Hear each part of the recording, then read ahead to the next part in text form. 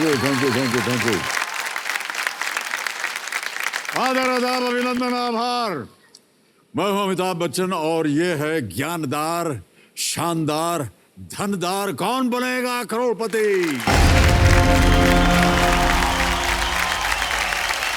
देखो समझो, मेरे सामने विराजमान है राष्ट्र शिल्पकार के प्रतीक, एक डीन, एक शिक्षक तुषार भारद्वाज जी। बहुत बहुत स्वागत आपका एक बार फिर। इस पूरे हफ्ते हम टीचर्स डे मना रहे हैं, तो आज तुषार जी के साथ खेल शुरू करने से पहले हम दुनिया के तमाम टीचर्स के सम्मान में कुछ दिखाना चाहते हैं। ये वीडियो आपको हम दिखा रहे हैं। मैं क्वीन बनना चाहती हूँ।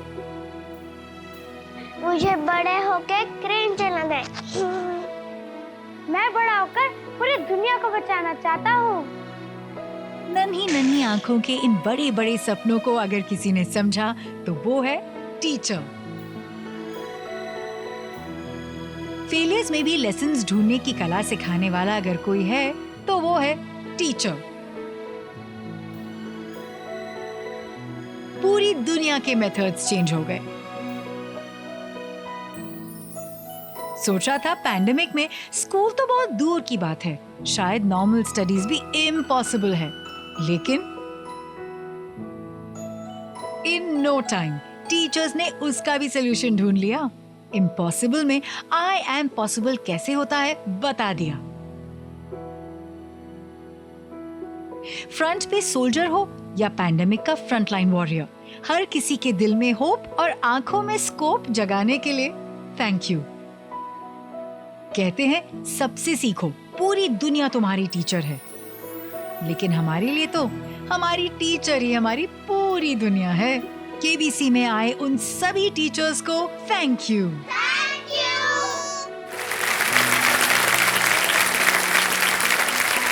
तो अभी जो आपने वीडियो में देखा वो सच ही है। Teachers are forever. सभी शिक्षकों को मैं नमन करता हूं। इन सभी के लिए जोरदार मैं चाहता हूं कि तालियां दें। और अब हम अपने role of contestant Tushar ji के साथ खेल को आगे हम बढ़ाते हैं।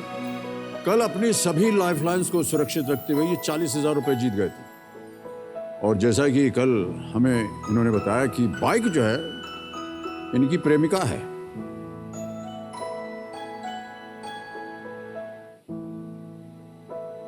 और अपनी प्रेमिका के साथ ये रफ्तार, स्पीड बहुत एंजॉय करते हैं। तो आज उम्मीद करते हैं कि उसी रफ्तार के साथ ये धनालय की जो सीढ़ी है उस पर भी चढ़ते जाएंगे और यहां से करोड़पति बन करके जाएंगे। बहुत बहुत बधाई और शुभकामनाएं आपको।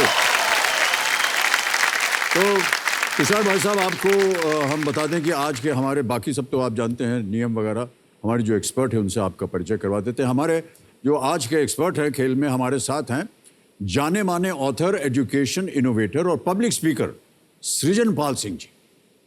सृजन जी 2009 से लेकर के 2015 तक देवियों सज्जनों स्वर्गीय डॉक्टर एपीजे अब्दुल कलाम के एडवाइजर रह चुके हैं और लैंग्वेज, लिटरेचर, साइंस, टेक्नोलॉजी में इनकी विशेष जो है वो रुचि है। तो सृजन पाल जी, नमस्कार करता हूं आपको और बहुत बहुत स्वागत आपका हमारे इस कार्यक्रम में। नमस्ते। तो पूरे खेल के दौरान जैसा कि आप जानते हैं तुषार जी, ये हमारे साथ रहेंगे। जब कभी भी आपको आवश्यकता पड़े आप इनसे प्रश्न का उत्तर मांग सकते हैं। शुरू किया जाए तुषार जी। सर, उसके पहले आपसे कुछ कहना चाहता हूँ सर। जी जी। एक वर्षों की जो मेरी इच्छा थी आज पूरी हो गई सर। क्या? एक तो मैं यहाँ आना चाहता था, ऊपर से मैं प्रार्थना करता था कि मैं रोल ओवर कंटेस्टेंट भी बनूं ताकि आपके साथ इस वॉक का मौका मिले मुझे। वाह, और वो इच्छा ऐसी बहुत बड़ी बात है ये। आप इस लायक हैं कि हमारे साथ आज आप यहाँ विराजमान। सर, आशीर्वाद है गुरुजनों का। अरे नहीं साहब, आपके गुरुओं का आशीर्वाद है और आपकी ज्ञान का ये है जो है एक प्रतीक है कि आज आप यहाँ बैठे। तो हमें कुछ बताइए अपनी प्रेम कहानी के बारे में। सर, आपने उन्हें देखा है? बिल्कुल देखा। ये जो उनकी मासूमियत है और जो उनकी मुस्कुराहट है उस पर कौन न फिदा होता सर। क्या बात है, क्या बात है, वाह। मुंह छिपा लिया उन्होंने। हमने ऐसे सुना है कि बीच में काफी अड़चने पड़ी थी, विवाह के लिए वो तैयार नहीं थी और परिवार से भी कुछ ऐसी। सर, ये कहानी बहुत रंगीन है सर।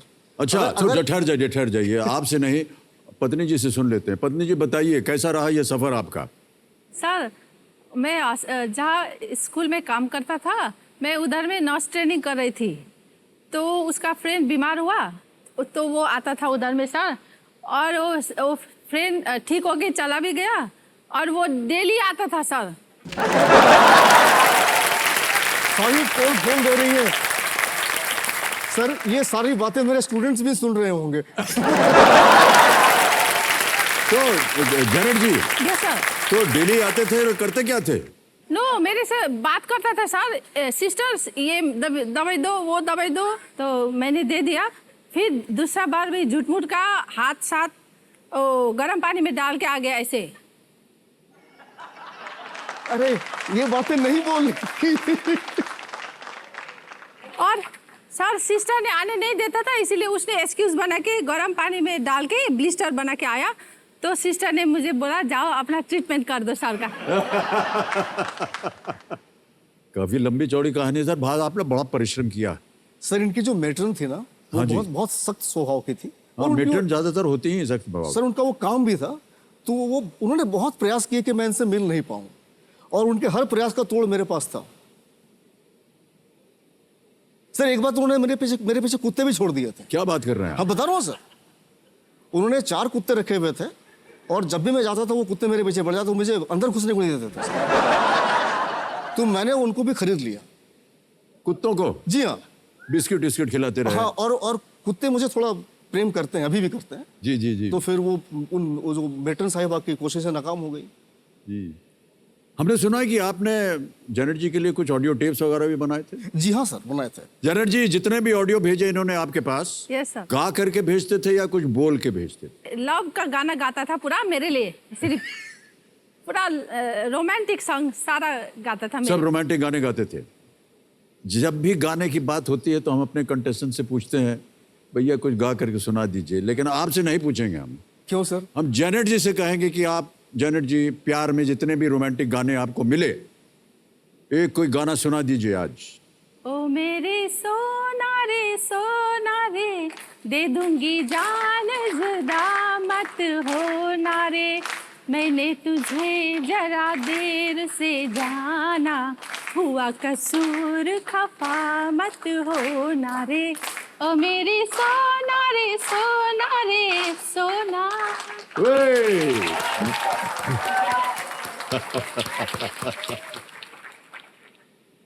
सर बहुत बहुत धन्यवाद। आज एक रहस्य से भी पर्दा उठा है। मुझे पता था कि ये नाचती अच्छा है, आज पहली बार पता चला कि गाना भी गा लेती हैं। मैं अभी तक सोलो ही गा रहा था, अब डुएट गाएंगे हम लोग सर। जेनेट जी बहुत बहुत धन्यवाद आपका। Thank you, sir. And big hand for Janet, very sporting of you to do that. Alright Tushar ji, अब गेम की ओर बढ़ते हैं। 13वां प्रश्न 25 लाख रुपयों के लिए आपके स्क्रीन के ऊपर ये रहा।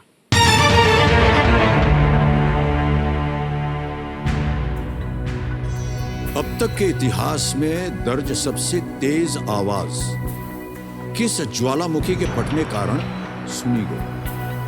The eruption of which volcano caused what is thought to be the loudest sound ever heard in recorded history? Options हैं A, Mount Etna, B, Mount St. Helens, C, La Garita, D, Krakatoa. Sir जितनी रुचि मेरी इतिहास में है उतनी ही अगर भूगोल में भी होती तो शायद इसका जवाब मैं आसानी से दे जाता। मुझे माउंट एटना लग रहा है, क्योंकि ये जो 4 ज्वालामुखी के नाम यहाँ पे दर्ज किए हैं, इनमें से 2 के बारे में मैं जानता हूँ कि वो हैं। ला गारिटा और माउंट सेंट हेलेंस के बारे में मैंने कभी सुना नहीं है, लेकिन माउंट एटना और क्रैकोटोआ ये काफ़ी प्रसिद्ध ज्वालामुखी हैं, इनकी मुझे जानकारी भी है। लेकिन किस ज्वालामुखी के फटने पर इतना भयंकर शोर हुआ होगा, इसकी जानकारी मुझे नहीं है सर, और मैं जितना भी सोचूं इस पर वो समय की बर्बादी ही होगी। इसलिए मैं चाहूँगा कि मेरा जो ब्रह्मास्त्र है, मेरी आखिरी लाइफ लाइन, उसको यूज़ कर लो सर इस बार। ओके कबीर महाशय, जो आखिरी लाइफ लाइन है आज द एक्सपर्ट, इसको पहले तो आप अंकित कीजिए। और सृजन पाल सिंह जी, बारी आ गई है आपकी, प्रकट होइए और बताइए कि इस प्रश्न का सही उत्तर क्या होना चाहिए। प्रश्न एक बार फिर पढ़ता हूं आपके लिए। अब तक के इतिहास में दर्ज सबसे तेज आवाज किस ज्वालामुखी के फटने कारण सुनी गई? 60 सेकंड मिलेंगे जैसे ही विकल्प पढ़ना शुरू करता हूं मैं। A Mount Etna, B Mount Saint Helens, C La Garita, D Krakatoa. सबसे ज्यादा आवाज वाला जो वॉल्केनो था वो फटा था 1883 में, और जब ये वॉल्केनो फटा था इंडोनेशिया के पास, वो जो आवाज थी वो 3 से 4 हजार किलोमीटर दूर ऑस्ट्रेलिया तक सुनाई दी थी 1883 में, और वो जो जगह थी वो थी डी क्राकाटोआ, इंडोनेशिया में। जाएंगे उनके जी हाँ सर, एक्सपर्ट साहब ने कहा है डी क्राकाटोआ, तो उनका सम्मान करते हैं और डी क्राकाटोआ को लॉक करते हैं। डी पे ताला लगा जाए कंप्यूटर जी। बिल्कुल सही जवाब दिया आपने, बधाई बधाई बधाई। सर 25 लाख रुपए जितवा दिए हैं। सृजन पाल सिंह जी को एक बार नमस्कार करके धन्यवाद दे दीजिए। नमस्कार सर, और बहुत बहुत धन्यवाद। All the best. और बिल्कुल सही इन्होंने बताया इसकी भूमिका। क्राकाटोआ 1883 में फूटा था और ये जावा और सुमात्रा इंडोनेशियाई द्वीपों के बीच स्थित है ये वोल्केनो। इसके विस्फोट की आवाज 160 किलोमीटर की दूरी पर 172 डेसिबल्स मापी गई थी। हालांकि ये हजारों मील दूर तक भी सुनी गई। इसे अब तक की सबसे तेज सुनी गई आवाज के रूप में भी श्रेय दिया जाता है। चारों लाइफलाइन आपकी चली गई हैं, ध्यान रहे। बहुत सोच समझकर आपने खेला है। अनुमान आप लगाते हैं, प्रश्न को सुनते हैं, देखते हैं, सोचते हैं उसके बारे में। उसका जितना भी इतिहास हो सकता है वो आप उसको दर्शाते हैं, देखते भी हैं। बहुत से लोग आते हैं कंटेस्टेंट, वो मन ही मन सोचते रहते हैं, पता ही नहीं चलता क्या चल रहा है उनके मन के अंदर। सर कल मेरी स्थिति कुछ ऐसी ही थी। कल जब यहाँ पहुँचा उसके बहुत देर बाद तक 4-5 सवाल गुजर गए, धड़कनें तेज की तेजी रह गई थी। बहुत सारी चीज़ें जो मैं आपसे कहना चाहता था नहीं कह पाया था कल। जी जी। तो मैंने जाकर शाम को अपने बेटे से बात की, उसने मेरी क्लास ले ली एक तरह से। उसने मुझे समझाया कि देखो पापा, आपका कंपटीशन सिर्फ आप खुद हो, इसलिए शांत होकर खेलो, और जितने आप एक्सप्रेसिव हो, जिस तरह से आप क्लासरूम में अपने आप को कंडक्ट करते हो, उसी तरह से बच्चन साहब के सामने भी रहो। आप अपने आप को एंजॉय करो। आपके लिए एक लाइफ टाइम अपॉर्चुनिटी है कि आप अमिताभ बच्चन जैसे महानायक के सामने बिल्कुल सीधे सीधे में खड़े हैं आप। अरे और नहीं उस सर, चीज़ ये को- नहीं है। नहीं सर, ये उनका बड़प्पन है। लेकिन मैं आपको बात बताऊं कि ये ज्ञान का मंच है सर, जी सर। और ज्ञान के मंच में केवल ज्ञान चलता है। ये आपकी शिक्षा है, आपका ज्ञान है जो आपने प्राप्त किया अपने जीवन में, उसी की वजह से आज आप यहाँ विराजमान। आपकी बात पर सर संस्कृत का एक लाइन याद आ गया, जी जी। स्वदेशे पूज्यते राजा, विद्वान सर्वत्र पूज्यते। हाँ, राजा की इज्जत सिर्फ अपने देश में होती है, विद्वान पूरी दुनिया में पूजा जाता वाह है। वाह वाह, क्या बात है, बहुत अच्छी बात कही। मैं चाहता हूँ कि मेरे स्टूडेंट्स भी इस चीज़ को याद रखें, विद्वान बने। जी वाह, बहुत अच्छी बात कही, बहुत अच्छी।